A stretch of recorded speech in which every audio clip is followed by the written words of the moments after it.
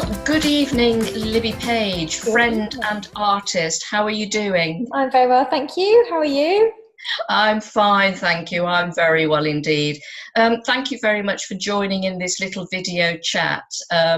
I think it's an interesting thing for other artists and creatives to see what people do and how they work in their working process. But before we launch into talking about what you're doing and your program for the week, I thought it might be interesting if viewers knew how we met, which is quite a while ago now. Perhaps you'd like to explain. Yes, no problem. Firstly, thank you very much for inviting me on this little series of interviews. It's a fun project and exciting.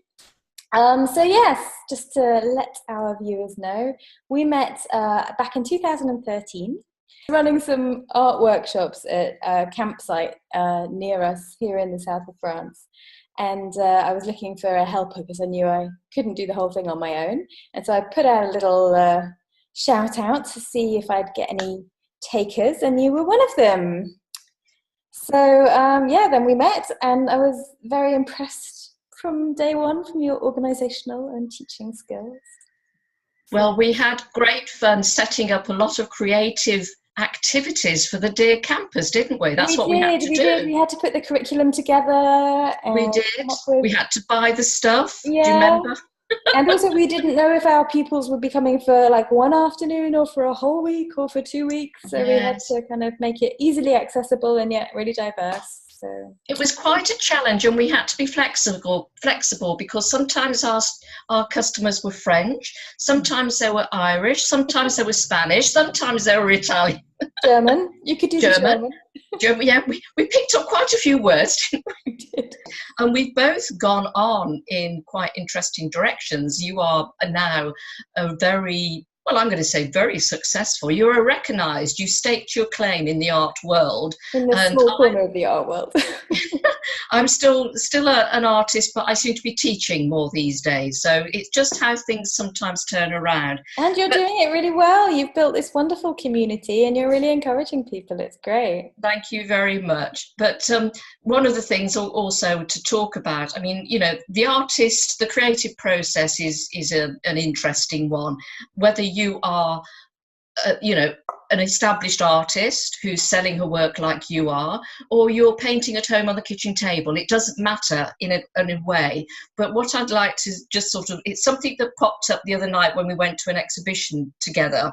Mm-hmm. A comment was made. And so I'd like to ask you what your reaction is to the comment that artists have to have the muse with them before they can do anything, or do they just recognise, okay, it's what I do, I get paid for it, it's a job, get on with it? I mean, what's your view on that? It's a bit of both, but to be very honest, I'm pretty hard on myself, and I came to painting full-time straight from working on a building site full-time, and then followed by working on a holiday barge like 200% of the time. That was such a tough job. And I thought, if I can work this hard for other people, doing stuff I loved some of that job, but I wasn't working for myself. I was like, if I can work this hard doing this, surely I can work this hard for myself. Of course, the difference is when you're working for somebody else, they tell you what to do and how to do it, and you don't have all the responsibility, and there's a much less kind of risk involved for yourself, which can generate fear, which can be really suffocating. One thing that really helped me, I want to give a little plug for a YouTube, it was a TED talk that I listened to by Elizabeth Gilbert. Mm-hmm. She was the author who read Eat, Love, Pray, which I've actually never read myself. However, the talk she gave. Yes, I have read that one. Yes, read that one? Okay. Yes, it's great. It's worth a read. Yeah. Okay. But the talk she gave was really inspirational for me. She was talking about this concept of the muse and the idea of genius, and you know, since kind of 20th century, in the days of Van Gogh and everyone, this idea of the tortured artist and the struggling genius. And if you're good, you're a genius. But this concept of being a genius didn't used to exist. You were just a regular person, whether it be kind of a craft person or a painter, or the example that she gives in her talk is of a dancer. you just discipline yourself, you train your body, you train your muscles, you train your mind to turn up every day and do your job. And then maybe every now and again, your genie will arrive and give you that help. And so the pressure wasn't entirely on your shoulders. And this really appealed to me. And so she gave quite a few examples of well-known people such as Tom Waits, for example, who have this sense of there being something outside of themselves. Yes. That is semi-responsible for the work they make, and I fully hold to that. So I will turn up every day and do my job, but I'm also relying quite heavily on the thing outside of myself too. Yes, and I mean, we do talk about when you're in flow. And I experience this, when you're really in flow, then things sort of have, it's like it's being given to you from wherever you want to say, from up high, from wherever. It sort of comes down a big funnel and you're away with it. But this is something to remember on another level, if I may, with my students who may be just starting out and they get all frustrated and cross because they can't do it and all the rest of it. But there are days when things go really well and it's happening, and it's all a process, isn't it? Yeah, and I take those days when everything's really hard to just reassure yourselves that you're building the right muscles. If you were kind of using weights that were too light, you're never going to build the right muscles. If you're using kind of the right weights, and you build muscles. And it's the same with any discipline. I think you have to go through the hard work to get better. Oh, thank you for that, because now I can quote you as well, because I'm always telling my students, you've got to do the preparation, the planning and the practice. And by doing that, by drawing that, whatever you want to draw again and again, you're getting it in your muscle memory, and it helps you in another way to do it. So that's really interesting. Thank you. And I think it's a subject that we can talk about on lots of different levels. Absolutely, much more at a later date. But I just want to go on. The reason you're standing in front of what looks very exciting, but not quite finished, or maybe it is. Not quite started. I'd like to, actually, I quite like it like that. That's what everyone always says. It's terrifying. Yeah, it's scary. But you're actually working up towards an exhibition in the autumn, aren't you? So yes, you're on a timetable this next few days, and we're going to be talking over the next few days to just check in and see how you're doing. Keeping me on my toes. Whether that still looks the same tomorrow night. So how are you planning? You've got yourself a lump of time, you've got yourself a schedule. How is that working for you? If I'm very honest about my planning routine, and this will be, I'm sure everybody's got their own way of doing things. I actually like planning. I'm quite organized. It's like I've got two separate personalities inside of me, and one of them is actually really quite organized. So I will get the calendar out and calculate how many paintings I need to make, and work out roughly how long I've got and how many days, even how many hours I need to spend on each painting. Then I'll my canvases and I'll begin. And that's helpful because it kind of gives me a rough guideline, but it's mostly helpful because it makes me stop procrastinating. I think when you think you've got all the time in the world, you don't start. Whereas if I make this plan and I'm like, oh, well, I've actually only got roughly like 40 hours of painting, and that's not quite enough.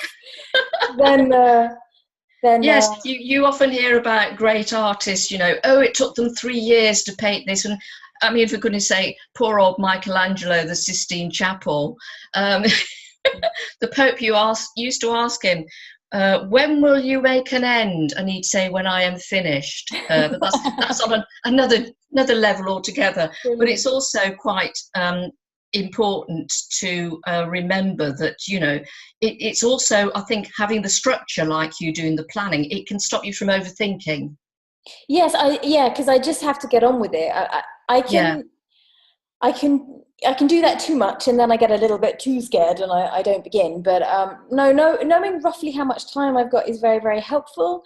And I try and keep tabs of roughly how many hours I've spent per painting, because that helps me calculate the prices. Yeah. But equally, sometimes that will go entirely out of the window. Yeah, because but it's, yeah, I think the way you've explained working the way you do, you know, you've planned your time, you know how long to, and you sort of then you've solved your problems, you've done it in the early sketching stage, you've done all that, so now you can just get on with it and do the nice colouring in, the lovely, gorgeous bit. Yeah, that's the idea. Brilliant, brilliant. Well, we're going to check in with you again tomorrow night, Libby. Okay, very lovely. Unless there's anything else you want to say about where you are at the moment with this one. Well, this one, I have actually sent you a photograph, so maybe you could add that in and show it to your viewers. Yes, I will do that. When I started on this morning, it was very different. The hills in the background, which all now are like smoky blue colour, were quite crass and quite purple, and I came to it today and was like, oh, I think I can do better than that. So I've got joy of oil painting. I've kind of gone over what I did before with a kind of just plain purple background, and now it's I don't know if I can get you a bit closer into this to give you a little bit. Yes, that would be very nice, thank you. Don't know if it can. Oh yeah, lovely, lovely. I should probably have mentioned at the beginning, Libby is known for her works around the south of France, the Languedoc, or now the Occitan area, and she paints a lot of the trees around the canals and a lot of the vineyards, and she also is her trademark. She is known for her incredibly bright colours. She doesn't often paint things as they actually appear, so you'll have to have a look at her website to see some of her work to understand that that is really quite muted at this stage. Yes, this is gentle, and I'm actually thinking I might go a little bit off-piste for me and quite gentle.